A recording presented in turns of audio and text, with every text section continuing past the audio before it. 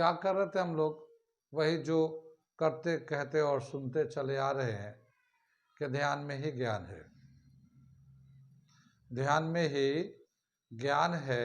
जो देगा ध्यान उसी को मिलेगा ज्ञान, और जितना देगा ध्यान उतना ही मिलेगा ज्ञान। थोड़ा ध्यान थोड़ा ज्ञान, ज़्यादा ध्यान ज़्यादा ज्ञान, क्योंकि ध्यान में ही ज्ञान है। मैं साबिर अली और आप देख रहे हैं ILC से अली क्लासेस, जो अलीगढ़ बेस्ड नीट जेई का रेजिडेंशियल कोचिंग क्लास है। ठीक है, साथ ही AMU जामिया और दूसरे यूनिवर्सिटी के दूसरे एंट्रेंस की भी तैयारी कराते हैं, जैसे 9th 11th diploma engineering, BSc nursing, CET CUET वगैरह वगैरह की तैयारी होती है। तो जो लोग तैयारी करना चाहते हैं वो कांटेक्ट कर सकते हैं। ऑनलाइन ऑफलाइन दोनों ही मोड अवेलेबल है। ऑनलाइन अगर आप घर बैठ के चाहते हैं कि अलीगढ़ के एक्सपीरियंस टीचर से अपने आप को तैयार करें, तो आप ऑनलाइन मोड पे जुड़ सकते हैं। वो लोग जो लोग अलीगढ़ नहीं आ सकते वो तो ऑनलाइन पे जुड़ ही सकते हैं। ठीक है, साथ ही हमारे चैनल को सब्सक्राइब कर ले, क्योंकि हम लोग AMU जामिया दूसरे यूनिवर्सिटी के जो भी इंफॉर्मेशन एडमिशन से रिगार्डेड आते रहते हैं, हम लोग अपडेट करते रहते हैं। बहुत दफ़ा ऐसा होता है कि आपको पता नहीं होता, आप किसी के चैनल को सब्सक्राइब किए हुए नहीं थे, तो आपको पता भी नहीं चलता लास्ट डेट कब निकल गया, कब टेस्ट हो गया, कब फॉर्म आया, कब गया।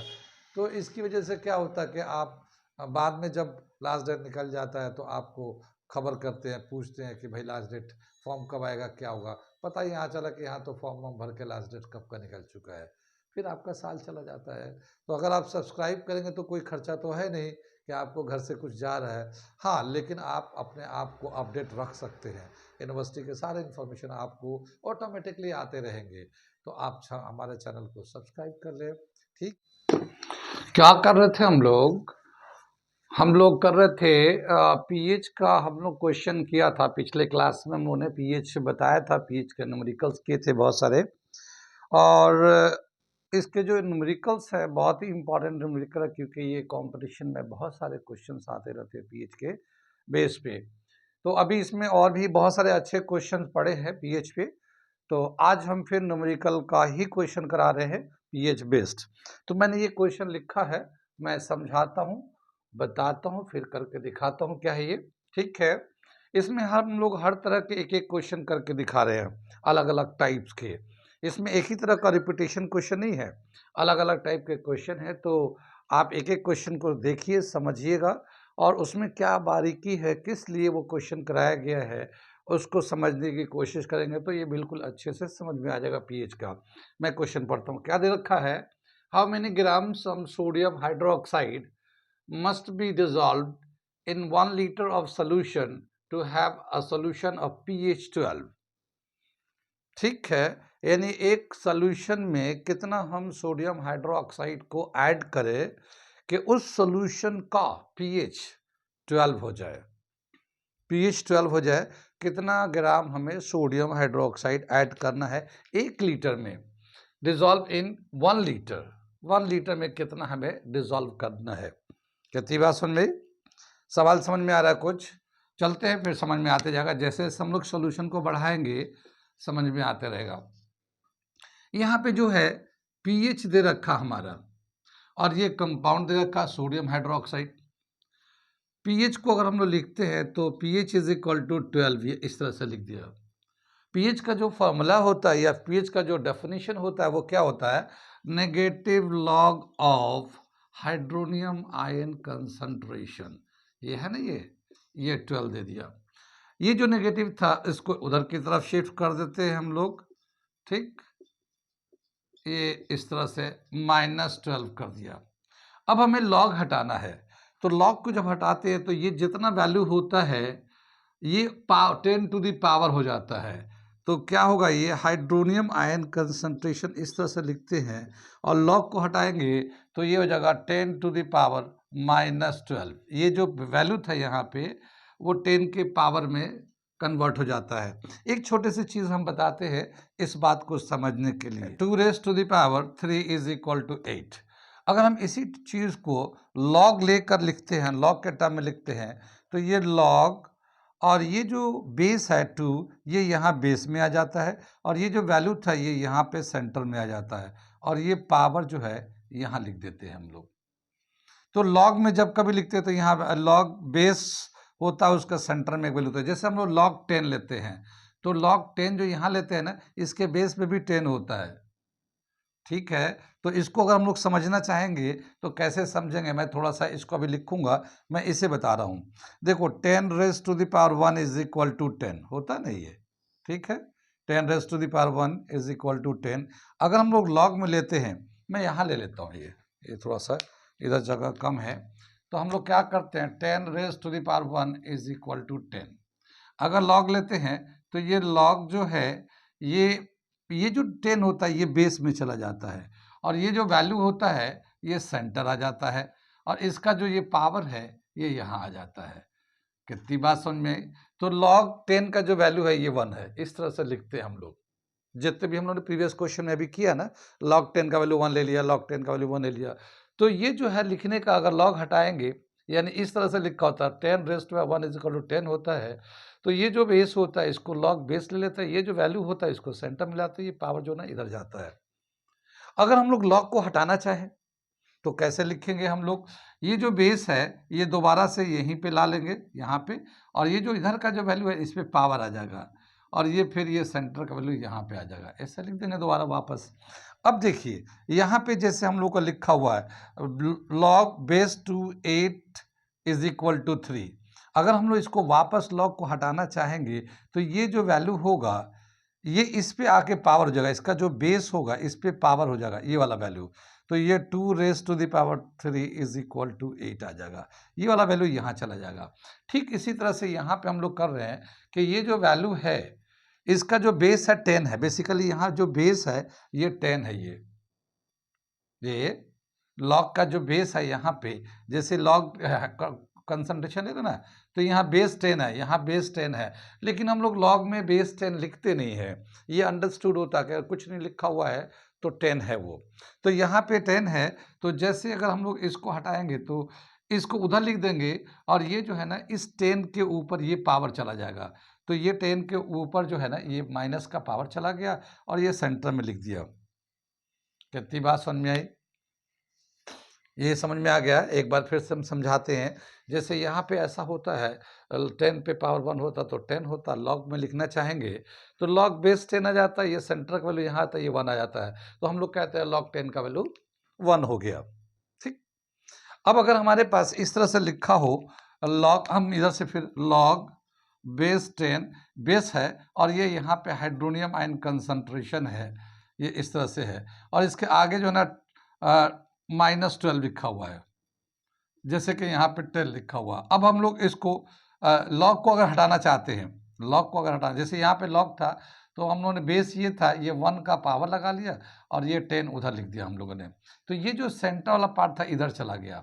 अब हम क्या करेंगे, लॉग 10 बेस तो था ये इसके ऊपर पावर आ जाएगा, तो क्या आ जाएगा 10 -12, और ये इधर चला जाएगा, कंसंट्रेशन ऑफ हाइड्रोनियम आयन। ये समझ में आता है? तो इस तरीके से हम लोग लॉग को हटाते, ये बेस 10 होता है, मगर यहाँ पे लिखा नहीं जाता, ये एक जैसे हम लोग क्या होता है एक्स पे यहाँ पे पावर कितना होता है 1 होता है, लेकिन हम लोग लिखते नहीं, लीनियर इक्वेशन में लिखते नहीं है, 1 अंडरस्टूड है कि यहाँ पे 1 है, ठीक है। ठीक इसी तरह से लॉग का जो बेस होता है वो 10 होता है, अगर कुछ भी नहीं लिखा हुआ तो 10 है, और अगर कोई दूसरा है तो वो लिखा रहता है, मेंशन किया जाता है। तो यहाँ पे जैसे बेस 10 है लेकिन ये मेंशन नहीं है, तो इसको अगर हम लोग लॉग को हटाना चाहेंगे तो ये जो इधर का वैल्यू होता है इसके ऊपर पावर आ जाता है, जैसे मैं यहाँ पे कर रहा हूँ 10 पे ये पावर आ जाएगा, ये वाला वैल्यू इधर चला जाएगा, जैसे ये 10 पे ये पावर आ गया और ये बीच का वैल्यू इधर चला गया, ठीक है। इधर वही चीज़ को हम समझाने की कोशिश कर रहे थे कि 2 पे 3 का पावर आ जाएगा, ये सेंटर वैल्यू होता है, इधर चलाता है, लॉग खत्म हो जाता है। जितनी बात सुन में, तो यहाँ पे हम लोगों ने इस तरह से इसको लॉग को हटाया, ये कंसंट्रेशन लिखा है 10 टू द पावर -12 इस तरह से, ठीक। आ रही बात समझ में? नोट कर लिए इसको भी नोट कर लिए, समझ लिए, इसको मैं मिटाऊंगा, ठीक है। ये समझ में आ गया। ये हम लोगों ने हाइड्रोनियम आयन का कंसंट्रेशन निकाल लिया 10 टू द पावर -12, यहाँ पे 1 लिख सकते हैं, 1 लिख सकते हैं इतना, तो ये हमारा इतना मोल पर लीटर है, ये हाइड्रोनियम आयन का कंसंट्रेशन है। लेकिन हमें पूछा है कि सोडियम हाइड्रोक्साइड कितना ऐड करना है। सोडियम हाइड्रोक्साइड जो है ना एक स्ट्रॉन्ग बेस होता है, और जितना सोडियम हाइड्रोक्साइड का कंसंट्रेशन होगा उतना ही हाइड्रोक्साइल आयन का कंसंट्रेशन होगा जब ये कंप्लीटली डिसोसिएट होता है। तो कितनी बात सुनिए। अब हमें हाइड्रोक्साइल का कंसंट्रेशन पहले लेना पड़ेगा, तो इसके हेल्प से हम लोग हाइड्रोक्साइल का कंसंट्रेशन कैसे निकालेंगे। हम लोग जानते हैं वाटर प्रोडक्ट का आयनिक प्रोडक्ट ऑफ वाटर के हेल्प से क्या दे रखा relation, concentration of hydronium ion into concentration of hydroxyl ion is equal to KW। ठीक है, ये दे रखा हमारा value. Concentration of hydroxyl ion कितना आ जाएगा, ये KW को डिवाइड कर देते हैं कंसंट्रेशन ऑफ हाइड्रोनियम आयन से। ठीक, यहाँ पे जो हाइड्रोक्साइल आयन जो होगा ये 10⁻14 होता है, हम लोग जानते हैं इसके वैल्यू को। और ये इसका जो हाइड्रोनियम आयन का जो कंसंट्रेशन है 10⁻⁻12 है। इसको कैंसिल कर देंगे 10⁻⁻2 मोल पर लीटर।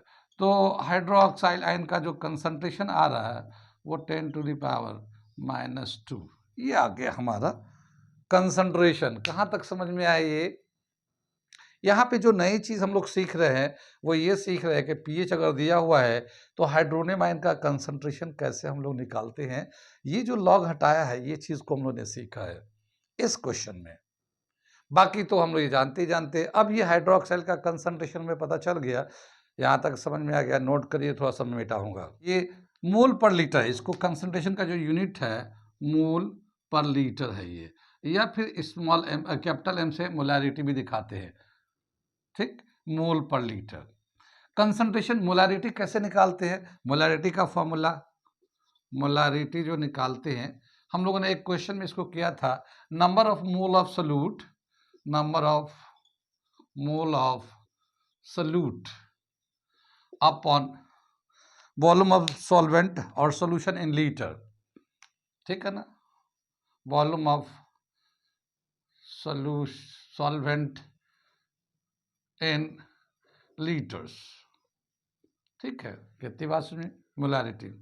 ये जो कंसंट्रेशन है हाइड्रोक्साइल का कंसंट्रेशन, मोलारिटी दे रखा है, तो OH आइंस तो यहाँ पे दे रखा हमारा इसका कंसंट्रेशन, और ये number of mole of solute यानी कि सोडियम क्लोराइड का हमें चाहिए, और volume of solvent in litres यहाँ पे दे रखा है 1 litre dissolve in 1 litre.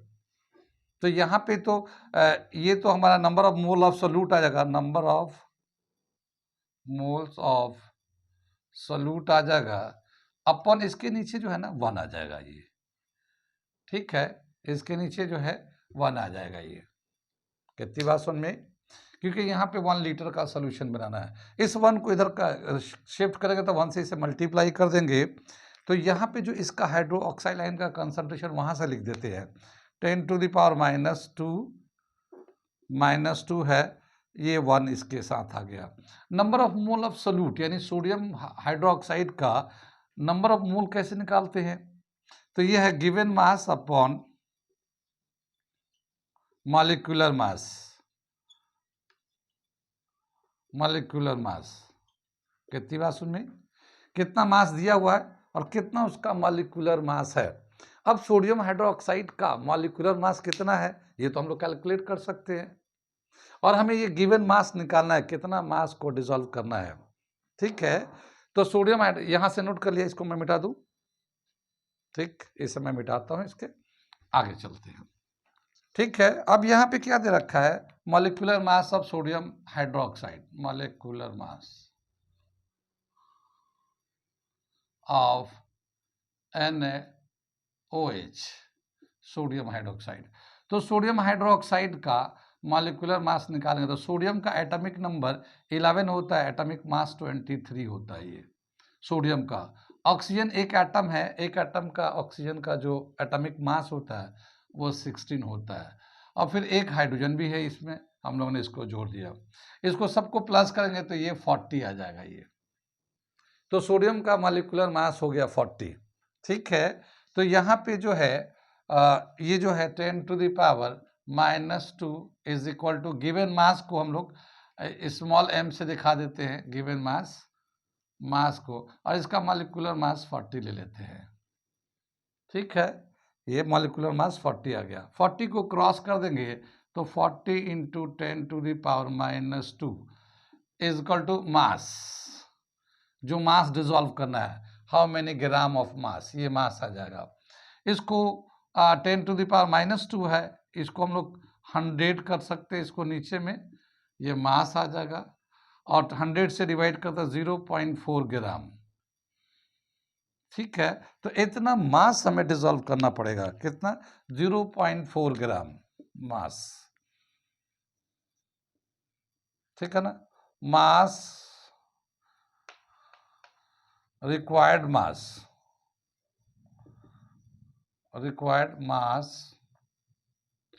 to dissolve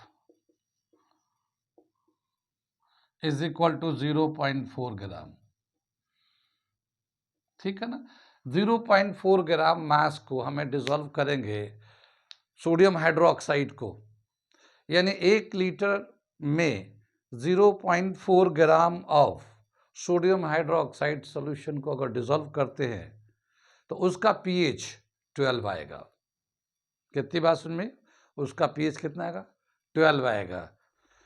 इसमें हम लोगों ने एक, उसको मैं रिवाइव कर देता हूँ, एक बार समराइज कर देता हूँ। जैसे इसका pH दे रखा था, तो pH के हेल्प से हम लोगों ने हाइड्रोनियम आयन का कंसंट्रेशन निकाल लिया, और कैसे हम लोगों ने लॉग हटाया था वो हमने देखा दिया।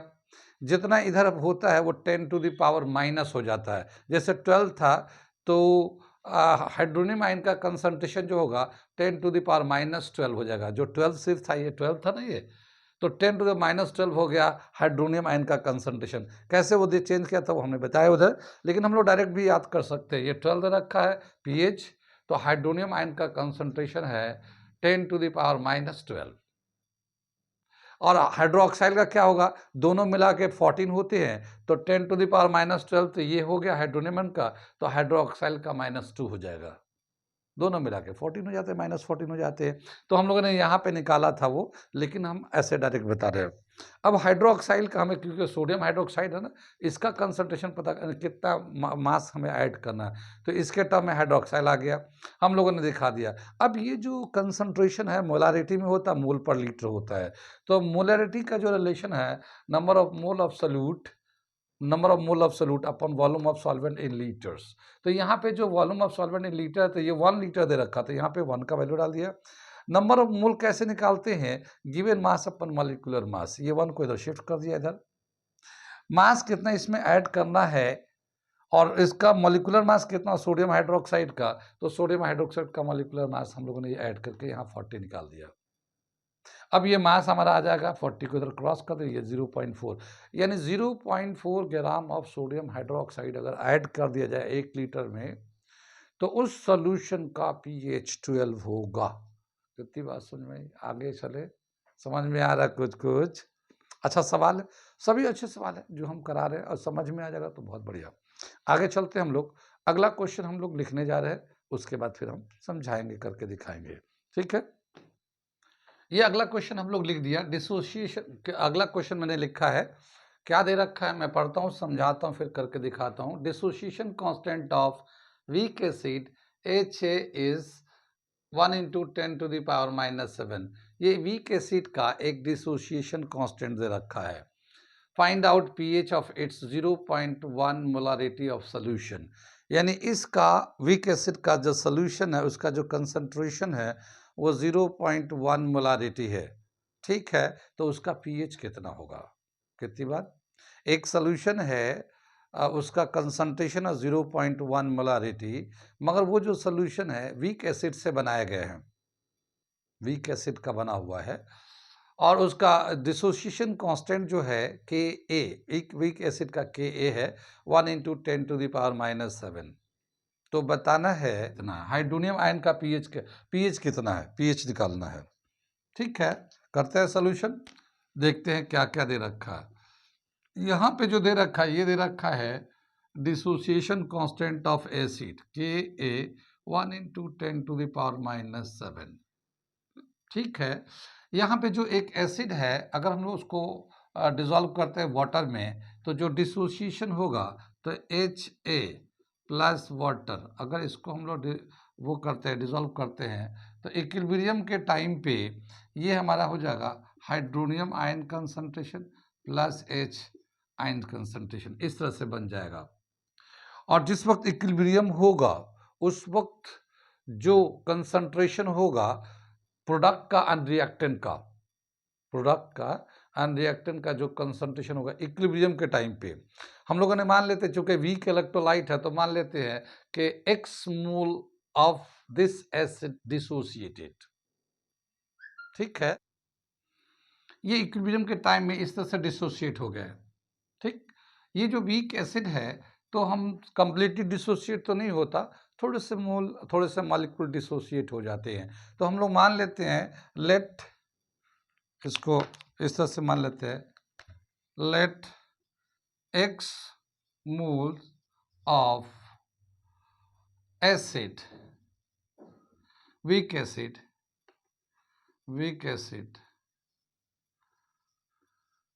dissociated at equilibrium, ठीक है, इक्विलिब्रियम के टाइम पे x मोल डिसोसिएट कर गया। Now the concentration of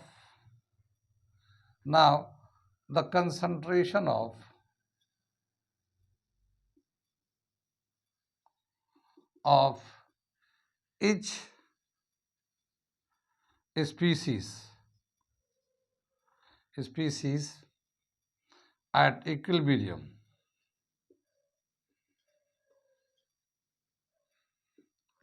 is given as, क्या दिखाएंगे हम लोग, कंसंट्रेशन ऑफ HA जो बचा होगा, ये जो हम लोग 0.1 तो इसका कंसंट्रेशन था इसका, इसमें से x मोल जो है ना डिसोसिएट हो गया, तो इतने में से इतना डिसोसिएट हो गया, अब बचा हुआ इतना है इसका हाइड्रोनियम आयन का कंसंट्रेशन, इतना बचा हुआ है। ये एसिड का, वीक एसिड का हाइड्रोनियम आयन का कंसंट्रेशन कितना हो जाएगा, ये x मोल बना है, ठीक है। और इसी तरह से इसका कंसंट्रेशन कितना होगा, ये भी x बना हुआ, इतना मोल ये भी डिसोसिएट के बना हुआ है।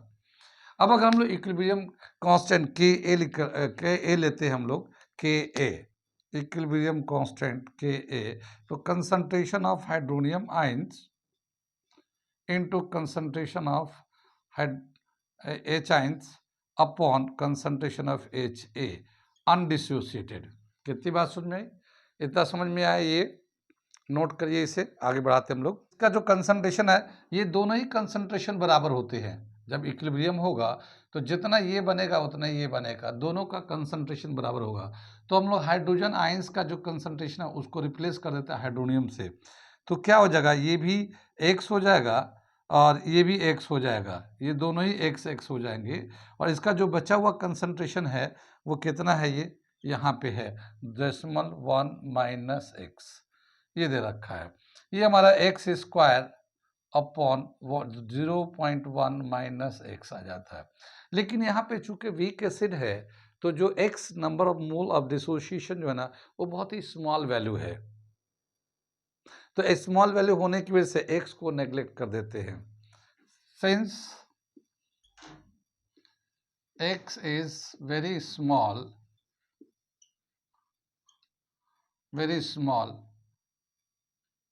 so 0.1 - x is equal to 0.1, ये हम लोग इतना ले सकते हैं इसको।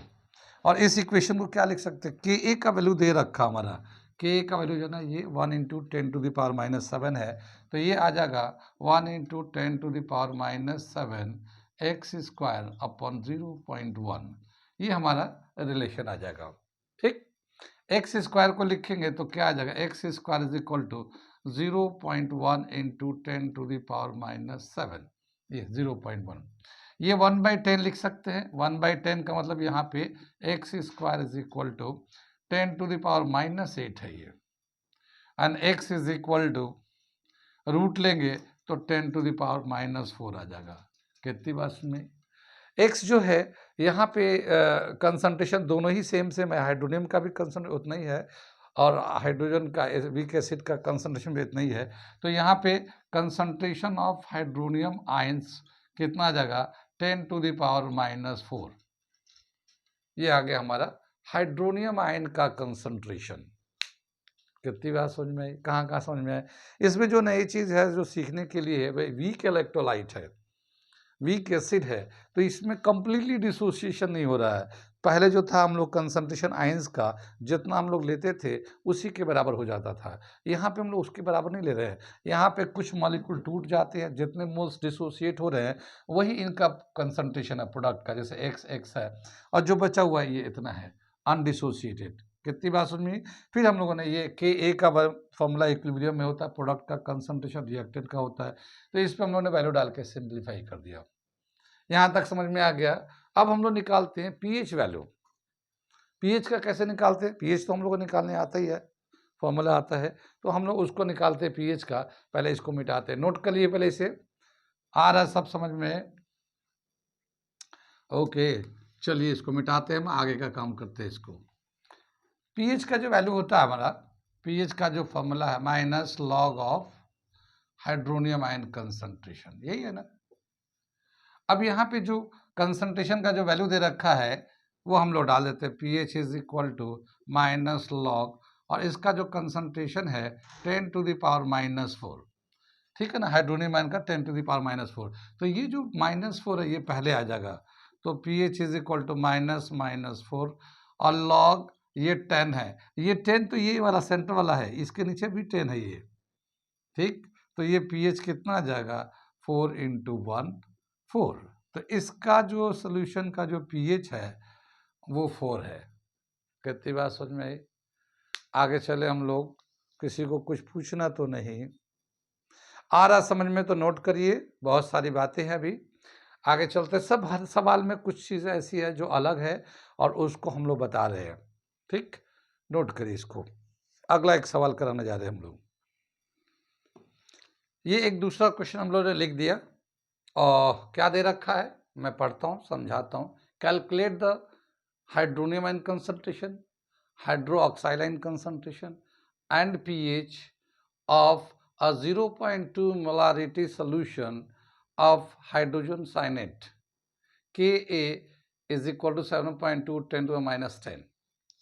हाइड्रोजन साइनाइड जो होता है ये एक स्ट्रॉन्ग एसिड होता है, ये स्ट्रॉन्ग एसिड होता है, और उसका जो Ka दे रखा 7.2 10⁻⁻10 दे रखा है, ठीक है।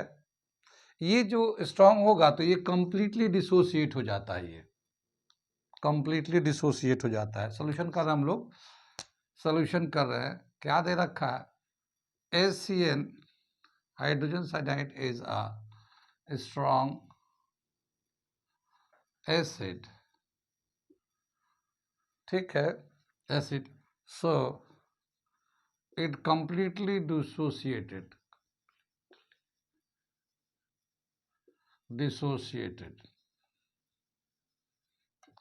ठीक है। अब जब ये डिसोसिएट होगा वाटर में, अगर हम लोग इसको डिज़ोल्व करते हैं तो वाटर में अगर हम लोग इसको एक्वस में डिज़ोल्व करेंगे तो जब ये कंप्लीटली डिसोसिएट होकर इक्विलिब्रियम गेन करेगा तो उस वक्त जो है ये concentration hydronium ion concentration plus Cn minus बन जाएगा।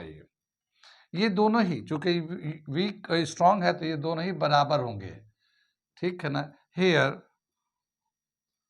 concentration of hydronium ion will be equal to concentration of cyanide ion, ठीक है। Ka, now Ka is equal to product of concentration of hydronium ion into cyanide ion upon concentration of this cyanide, hydrogen cyanide, ठीक है ना। ये इस तरह से दे रखा है। इनका जो है दोनों चूंकि बराबर है तो हम लोग साइनेट को हटा के, इस साइनेट को हटाकर और ये हाइड्रोनियम लिख सकते हैं, तो ये हाइड्रोनियम यहाँ पे भी आ जाएगा, ये हाइड्रोनियम था तो स्क्वायर हो जाएगा। तो इसका जो रिलेशन लिखेंगे आगे इसके क्या दे रखा है ये Ka is equal to square of hydronium ion upon hydrogen cyanate concentration. अब यहाँ पे हमें इसका निकालना कंसंट्रेशन, हाइड्रोनियम आयन कंसंट्रेशन का square is equal to k a into hydrogen साइनेट। के ए का जो वैल्यू है ये हमारा क्वेश्चन में दे रखा, के ए का वैल्यू ये क्या दे रखा, 7.2 10 टू द पावर -10। और हाइड्रोजन साइनेट का जो कंसंट्रेशन है वो 0.2 है, तो ये 0.2 ये hydrogen ion hydronium ion concentration हो जाएगा। ये इसका स्क्वायर है, ये इसका स्क्वायर यहाँ पे लिख दिया है। कितनी बात सुन में, मैं दूसरे कलर से लिख देता हूँ यहाँ पे ये स्क्वायर को।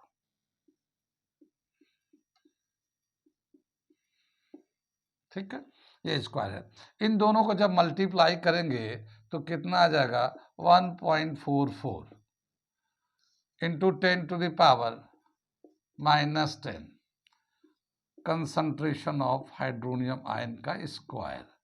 इस स्क्वायर को उधर हटाएंगे, शिफ्ट करेंगे तो उधर आ जाएगा, रूट आ जाएगा। तो कंसंट्रेशन ऑफ हाइड्रोनियम आयन जो है ये root of 1.44 10 to the power -10, ये आ जाएगा 1.2 इंटू 10 टू द पावर -5। ये आ गया हमारा हाइड्रोनियम आयन कंसंट्रेशन। कितना आ गया, 1.2 10 टू द पावर -5। ठीक है, यहाँ तक समझ में आ गया, ये नोट कर ली। यहाँ पे जो है एक पार्ट हो गया, यहाँ पे ये कंसंट्रेशन ऑफ हाइड्रोनियम आयन निकल गया। ये हाइड्रोनियम आयन का कंसंट्रेशन ऑफ हाइड्रोनियम आयन ये आ गया 1.2 10 टू द पावर -5।